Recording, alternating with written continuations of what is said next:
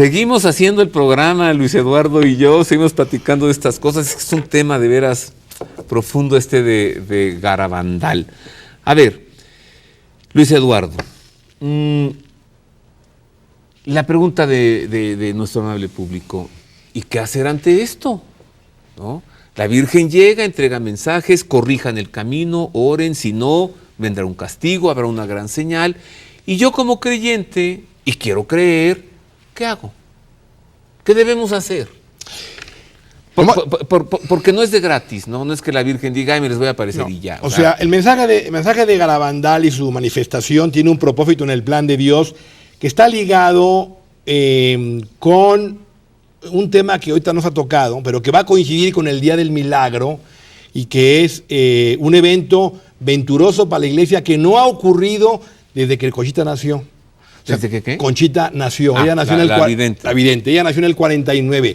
Del 49 al año 2015 no ha ocurrido en la iglesia algo que va a ocurrir el Día del Milagro. En mi opinión, y esto ya un poco largo, pero resumiendo, el evento venturoso para la iglesia que va a coincidir el Día del Milagro, un jueves, es la reunificación de las iglesias ortodoxa y católica, que es un evento muy importante en la que explica por qué la Virgen vino bajo la vocación de la Virgen del Carmen y por qué involucró a un sacerdote jesuita, el padre Luis Andreu, que murió en la época de las apariciones, que luego se le apareció a las niñas desde el cielo junto con la Virgen, y que este padre Luis le enseñó a Conchita el Ave María en griego, y que la Virgen prometió que el día del milagro este padre, su cuerpo iba a ser desenterrado y encontrado incorrupto. O sea, estamos hablando de una serie de manifestaciones que tienen que ver ya con esos cielos nuevos y tierra nueva, en la que lo corruptible se convertirá en incorruptible, etcétera, etcétera. O sea, Garabandal tiene un sentido escatológico, de final de los tiempos, del triunfo de la iglesia, pero también de purificación. Y por tanto la Virgen, en lo concreto, a nosotros como fieles, nos invita a una especial preparación ante lo que viene. Por eso en su mensaje llama a la oración, al sacrificio, a visitar al Santísimo Sacramento, a ser muy buenos, a meditar la pasión del Señor, en una palabra, a vivir el Evangelio, porque son tiempos extremadamente amargos y confusos los que estamos viviendo ahora. Eso es lo más importante del mensaje de Garabandal, junto con las otras aristas que se van dando con el aviso que ya mencionamos, el milagro y el eventual castigo, que también está anunciado, y que tenemos que estar preparados porque está en juego, desde luego, el futuro de la humanidad en el ámbito material y espiritual. Te voy a hacer una pregunta que a ti no te va a gustar nada. Mira, yo voy a la Basílica de Guadalupe y me encuentro con una basílica enorme, maravillosa. Lo mismo en Fátima, lo mismo en Lourdes. Y cuando fui contigo a Garabandal, me encuentro un bosque con unos pinos. O sea, y entonces ante eso digo, ¿dónde están los frutos de la fe? ¿Por qué esto no ha crecido? ¿Por qué no ha florecido? ¿Cómo me lo explicas en medio minuto?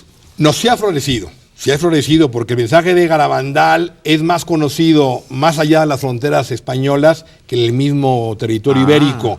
Tanto que hay cualquier cantidad de libros editados en francés, italiano, alemán, en ruso, griego, etcétera, sobre el mensaje de Garabandal. Hay fundaciones que se han realizado para dar a conocer el mensaje de Garabandal. Lo que pasa es que España, como todo siempre se dice, nadie es profeta en su tierra. Entonces España, los españoles son los menos agradecidos de que las plantas de María hayan pisado tierra cantábrica, pero sí hay frutos. Y también entender que hubo mucho, en su momento, en la época, hubo mucho cuestionamiento de la jerarquía de la iglesia en aquel entonces, y eso tendió un manto como de incredulidad, de duda, y eso explica el por qué lo que me estás diciendo. Luis Eduardo, como dijera el Papa Santo Juan Pablo II, si viviamo, vediamo. Así es. Si vivimos, veremos. Así es. ¿Crees que nosotros veremos esto? Nosotros vamos a vivir estos acontecimientos porque es nuestra generación y la de nuestros hijos, en mi muy personal comprensión del diagrama de los acontecimientos. Gracias, Luis Eduardo. Gracias a ti por la invitación. Hay que organizar una conferencia de esto, ¿no? ¿Cómo no? Va a ser muy interesante y permitirá más tiempo para ahondar ciertos temas que son importantes. Muchas gracias. Gracias. Pero esto no es todo, ¿eh? Tenemos más para usted todavía. Vamos a conocer en esta nota en qué consiste la enseñanza, la doctrina espiritual de Garabandal.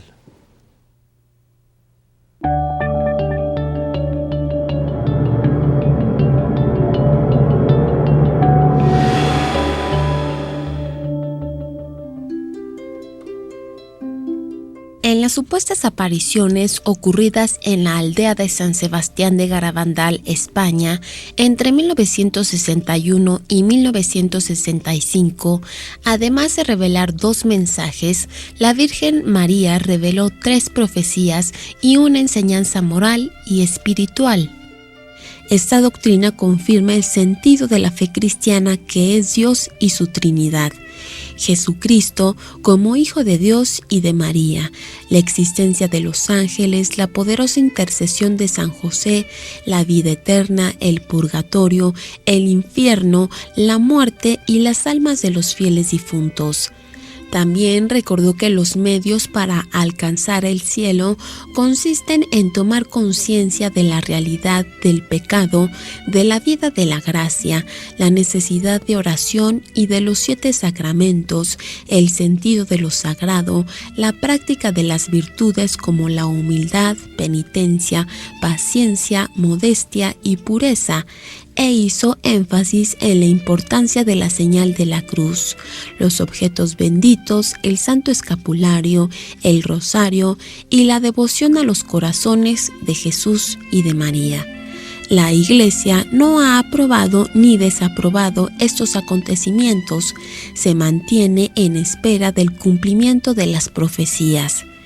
El 8 de julio de 1963, el obispo de Santander, Monseñor Beitia Altazábal, declaró: "No hemos encontrado materia de censura eclesiástica condenatoria, ni en la doctrina ni en las recomendaciones espirituales que se han divulgado". En enero de 1966, Conchita, una de las videntes, fue convocada a Roma por el proprefecto de la Sagrada Congregación para la Doctrina de la Fe, el cardenal Alfredo Ottaviani, para ser interrogada, y tras solicitar ella audiencia con el Santo Padre, Pablo VI le dijo: "Yo te bendigo y conmigo te bendice toda la Iglesia". Estas supuestas apariciones están envueltas por una profunda dimensión profética y escatológica. Si el acontecimiento se hubiera limitado a un llamado a la conversión, quizá no hubiera provocado tanta inquietud y oposición, pero cabe la posibilidad que el contenido profético tenga una implicación para el futuro inmediato de la humanidad y para la Iglesia. El tiempo dirá si se cumple el contenido de las revelaciones en Garabandal.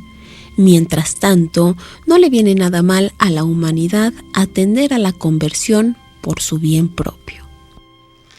Insisto, con la expresión que le decía a Luis Eduardo: si viviamo, vediamo. Si vivimos, veremos. Es muy probable. Hasta aquí el tema de Garabandal. Ahora recibo con afecto a Marisa O'Farrill. Ella viene hoy a hablarnos de una de mis santas favoritas. Y de muchos. Sí, oye, porque su memoria litúrgica está muy próxima. La celebramos el 29 de mayo. ¡No más! La libertadora de Francia. Bienvenida, Marisa. Muchas gracias. Háblanos de Santa Juana de Arco. Se agarró a bofetadas contra el rey de Inglaterra y le ganó en Orleans. Sí, Santa Juana de Arco, con tan solo 17 años, llegó a ser heroína nacional y mártir de la religión. Cada sábado la niña Juana recogía flores del campo para llevarlas al altar de Nuestra Señora. Cada mes se confesaba y comulgaba, y su gran deseo era llegar a la santidad y no cometer nunca ningún pecado. Era tan buena y bondadosa que todos en el pueblo la querían. Pero quiere conocer más de esta mártir que salvó a Francia. Acompáñame, vamos juntos a conocer más de su vida e historia.